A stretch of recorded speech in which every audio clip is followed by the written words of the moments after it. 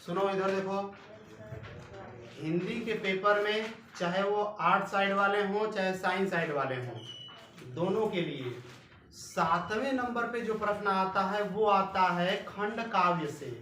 तो 7वें नंबर में आप देखेंगे ना तो कई प्रश्न होंगे, लेकिन आपको उनमें से केवल एक प्रश्न से मतलब है और आपको खोजना है कि रश्मि रथी कहाँ लिखा हुआ है। 7वें नंबर के प्रश्न में आप लोग देखिएगा कि रश्मि रथी कहाँ है। रश्मि रथी जिस नंबर पर होगा उसी को करना शुरू करेंगे। उसमें भी दो प्रश्न होंगे और दो में से केवल एक प्रश्न करना है। रश्मि रथी में क्या है? भगवान श्री कृष्ण, कुंती और कर्ण, इन तीन लोगों का चरित्र चित्रण करने के लिए आता है, विशेषताएं लिखने के लिए आता है। मैं सबसे पहले भगवान श्री कृष्ण का बता देता हूं कि देखिए उनका चरित्र चित्रण अगर आ गया तो आप लोग कैसे लिखेंगे। आप लोग क्या खोजेंगे? रश्मि रथी। देखिए इधर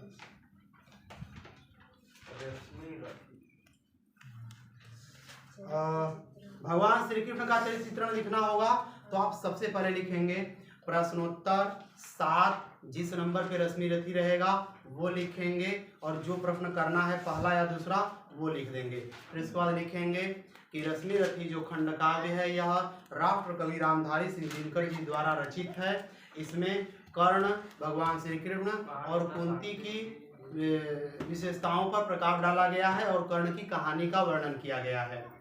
तो लिखेंगे कि इसके आधार पर भगवान श्री कृष्ण का चरित्र चित्रण इस प्रकार है।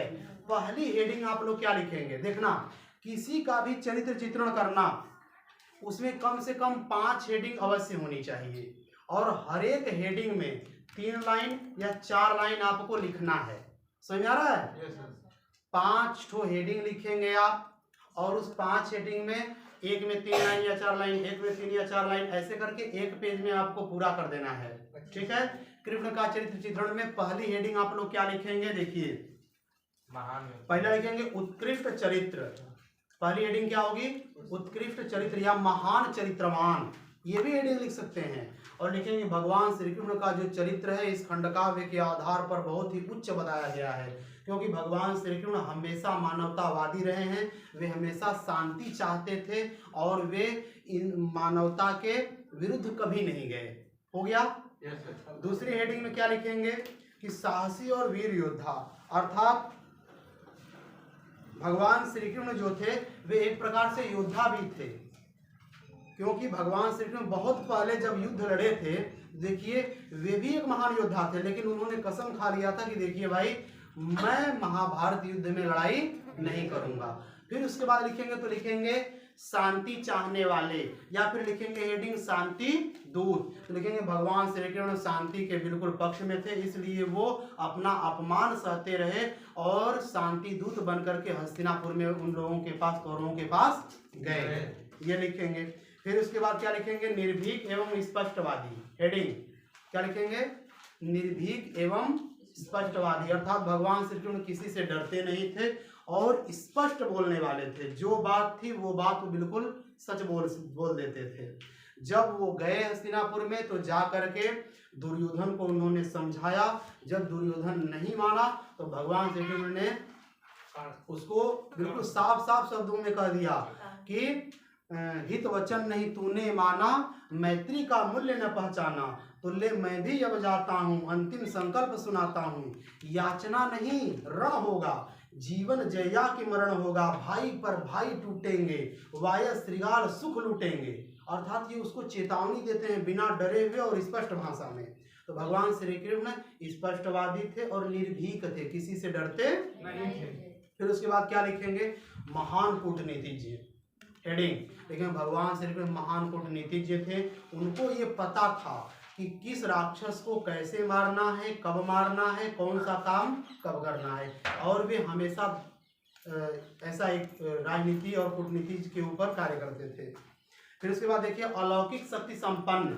लिखेंगे भगवान श्री कृष्ण अलौकिक शक्ति संपन्न थे, अर्थात उनके पास इस लोक की तो शक्तियां थी, उस लोक की भी शक्तियां उनके पास थी। फिर उसके बाद अगर और भी लिखना है कुछ गुण तो लिख देंगे कि वे शांति प्रिय थे। ऐसे करके 5 हेडिंग मैं एक बार फिर बता देता हूँ। क्या लिखेंगे? युद्ध विरोधी, भगवान श्री कृष्ण कभी युद्ध नहीं चाहते थे। निर्भीक एवं स्पष्टवादी, इसमें आपको लिखना है। तीसरी हेडिंग में क्या लिखेंगे? महान कूटनीतिज्ञ। चौथे में क्या लिखेंगे? शांति दूत। 5वें में क्या लिखेंगे? अलौकिक शक्ति संपन्न। ये हो गया भगवान श्री कृष्ण का चरित्र चित्रण। अब उसके बाद चलते हैं कर्ण का चरित्र चित्रण। कर्ण के चरित्र चित्रण पर देखिए कैसे लिखेंगे। यह खंडकाव्य रश्मिरथी खंडकाव्य रामधारी सिंह दिनकर जी द्वारा रचित है। इसका नायक कर्ण को माना गया है। कर्ण का चरित्र चित्रण इस प्रकार है। पहली हेडिंग में क्या लिखेंगे? लिखेंगे सच्चा मित्र। क्या लिखेंगे? अर्थात कर्ण दुर्योधन का सच्चा मित्र था। वह सब कुछ जानते हुए भी कि दुर्योधन अधर्म के रास्ते पर है, फिर भी उसने अपनी मित्रता को मरते दम तक निभाया। अब आगे देखिए सच्चा गुरु भक्त और विनयी।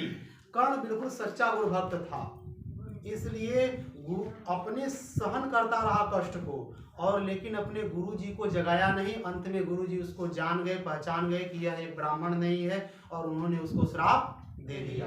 तो कर्ण गुरु भक्त था, सच्चा गुरु भक्त। आगे देखिए परम दानवीर, तो लिखेंगे कर्ण जैसा दानवीर धरती पर नहीं हुआ। कर्ण को इसीलिए महादानी के नाम से जाना जाता, वो दानवीर था। और फिर उसके बाद लिखेंगे महारथी। कर्ण रथी नहीं महारथी था, अर्थात बहुत बड़ा योद्धा था, ये लिख देंगे।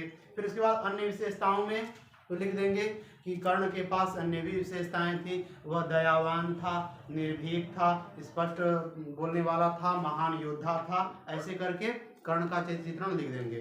5 हेडिंग लिखना है। क्या लिखेंगे? पहला सच्चा मित्र, दूसरा सच्चा गुरु भक्त, तीसरा दानवीर, चौथा महारथी, 5वां अन्य विशेषताएं।